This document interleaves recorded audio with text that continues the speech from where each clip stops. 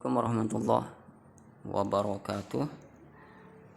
Ananda yang soleh dan soleha, kelas 12.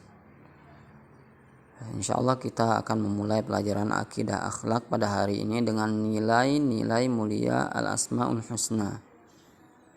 Al-asma ini artinya adalah nama-nama, al-husna adalah yang terbaik. Al-asma ini jamak ya dari kata isim yang artinya nama. Karena dia jamak berarti nama-nama. Al-husna berasal dari kata hasan. Kemudian al-ahsan adalah yang terbaik. Al-husna ini adalah muannasnya. Kalian pada bab 1 ini akan mempelajari nama Allah Al-Ghaffar, Al-Malik, Al-Hadi, Al-Hakim, Al-Khaliq, Al-Hasib, Ar-Razzaq, dan sifat salah satu meneladani cerita ya, tentang Nabi Ayub alaihissalam nanti insyaallah. Kemudian yang pertama adalah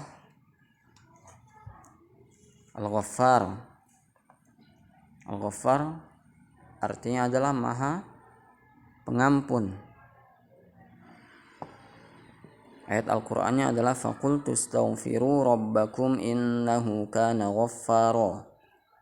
Sini ghaffara, dari kata ghaffara di sini akhirnya diambillah nama Allah Al-Ghaffar, Maha Pengampun. Artinya silahkan dibaca sendiri ya. Kemudian ayat berikutnya Rabbus samawati wal ardi wa ma bainahumal azizul ghaffar. Al-Ghaffar lagi. Dari kata ini diambil nama Allah Al-Ghaffar. Kemudian cara meneladaninya ya, yang nomor 2 meneladani Allah dengan sifat Al-Ghaffar. Yang A, senantiasa memaafkan kesalahan orang lain. Kemudian yang B, menutupi kesalahan orang lain dengan tidak membeberkannya. Yang C, menampakkan kelebihan orang lain dengan tidak menampilkan kekurangannya.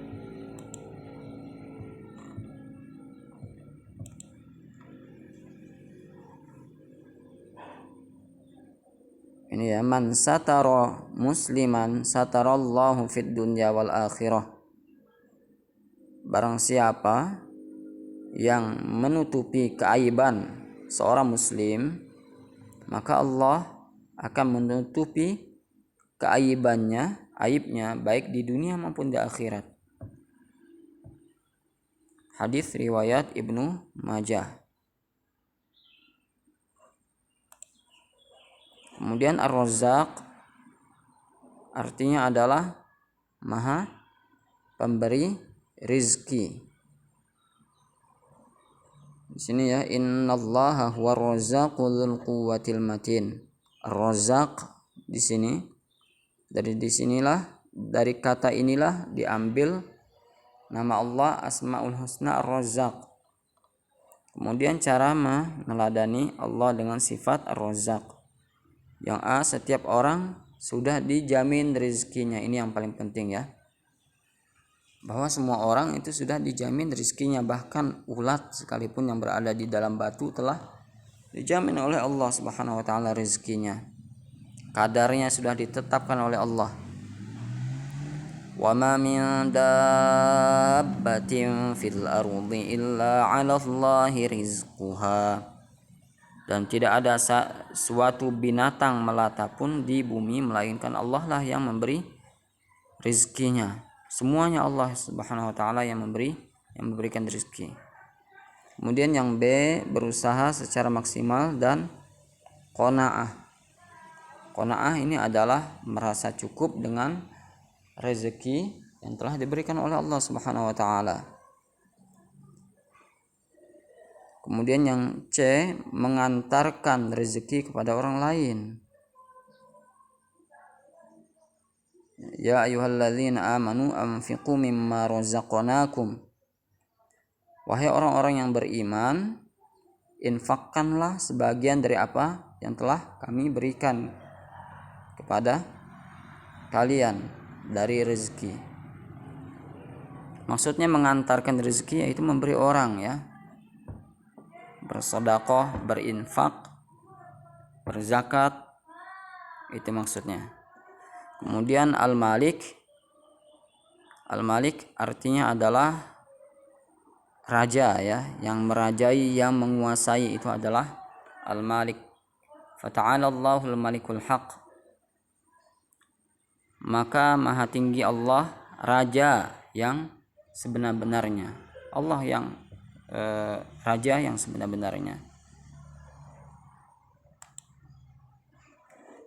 Kemudian meneladani Allah dengan sifat Al-Malik, yaitu yang manusia memiliki keterbatasan kepemilikan terhadap sesuatu. Memang manusia itu memiliki keterbatasan kepemilikan. Pada saat dia telah meninggal misalnya, maka rumahnya yang asalnya adalah rumah dia, pada saat dia meninggal dunia akan diwarisi oleh ahli warisnya, bukan menjadi milik dia lagi. Pada saat dia menjualnya juga sama, dan yang lainnya ya. Kemudian yang B, pengendalian nafsu. Kemudian yang C, bersyukur terhadap nikmat Allah. Kemudian yang berikutnya nama Allah Asmaul Husna, yang berikutnya adalah Al-Hasib. Al-Hasib adalah yang maha menghisab, menghitung. Wa kafa billahi hasiba. Allah Ta'ala berfirman, yang artinya dan cukuplah Allah sebagai pembuat perhitungan.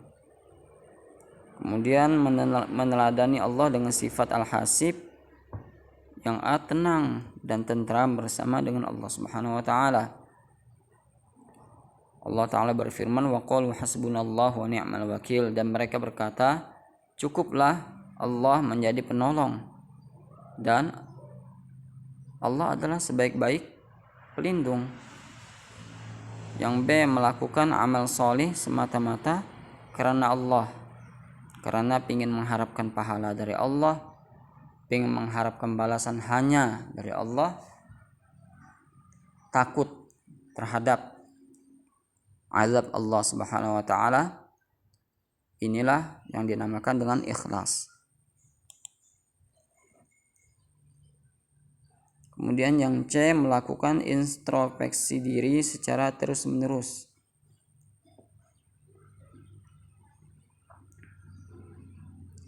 Kemudian yang E, Al-Hadi, yang maha memberi petunjuk.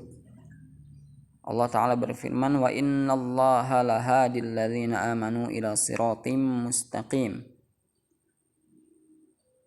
Dan sesungguhnya Allah maha pemberi petunjuk terhadap orang-orang yang beriman kepada jalan yang lurus.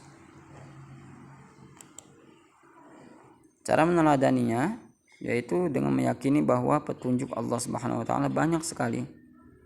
Yang kedua, meyakini bahwa agama merupakan petunjuk atau hidayah tertinggi. Ingat hidayah tertinggi adalah agama. Kemudian yang C, memberikan petunjuk kepada orang lain dengan sungguh-sungguh dan tanpa pamrih. Kemudian yang F, Al-Khaliq, maha pencipta. Cara meneladaninya yang A itu menciptakan hal-hal baru yang lebih inovatif. Yang B, meyakini bahwa Allah Subhanahu wa taala pencipta hakiki, yang sebenarnya adalah Allah Subhanahu wa taala. Kalau ayat Al-Qur'annya ya, khaliqul Allahul ladzi khalaqas samawati wal ard. Banyak ya ayat Al-Qur'annya sebenarnya.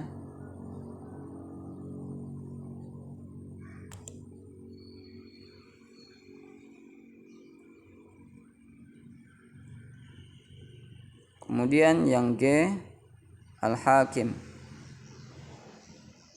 Al-Hakim adalah yang terdiri dari akar kata hakama yang terdiri dari huruf ha, kaf, dan mim yang maknanya secara umum berarti menghalangi. Seperti kata hukum yang biasanya digunakan untuk menghalangi penganiayaan seseorang pada orang lain. Selain itu, tali kendali yang digunakan untuk mengendalikan hewan. Al-Hakim ini adalah Allah Subhanahu wa taala yang Maha memutuskan, ya. Yu'til hikmata man yasha wa man yu'tal hikmata faqad utiya khairan katsira wa ma yadhakkaru illa ulul albab. Allah taala memberikan hikmah, dia, ya, maksudnya Allah memberikan hikmah terhadap orang yang ia kehendaki, dan barang siapa yang diberikan hikmah maka sesungguhnya orang tersebut telah diberi dengan kebaikan yang sangat banyak. Hikmah di sini bisa jadi Al-Qur'an atau hadis Nabi sallallahu alaihi wasallam. Wa ma yadhakkaru illa ulul albab, dan tidaklah mengingat itu terkecuali orang-orang yang mempunyai akal, ya. Kemudian cara meneladani Allah dengan sifat Al-Hakim, memperdalam ilmu pengetahuan. Yang A. Kemudian bertindak profesional dalam hal apapun. Yang C. bersikap bijaksana.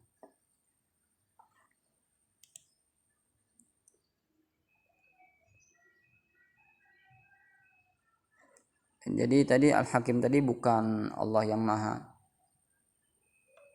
memutuskan, ya, tapi memang sebenarnya betul juga Allah Subhanahu wa taala yang Maha memutuskan, tapi dengan putusan yang bijaksana, dengan keputusan yang bijaksana. Kemudian untuk kisah teladan, belajar dari kisah Nabi Ayub alaihissalam, silahkan kalian baca-baca sendiri, ya. Ini nanti di screenshot, nanti silakan baca-baca sendiri, ya. Sekian dari Bapak. Wallahu a'lam bishawab. Semoga bermanfaat. Assalamualaikum warahmatullahi wabarakatuh.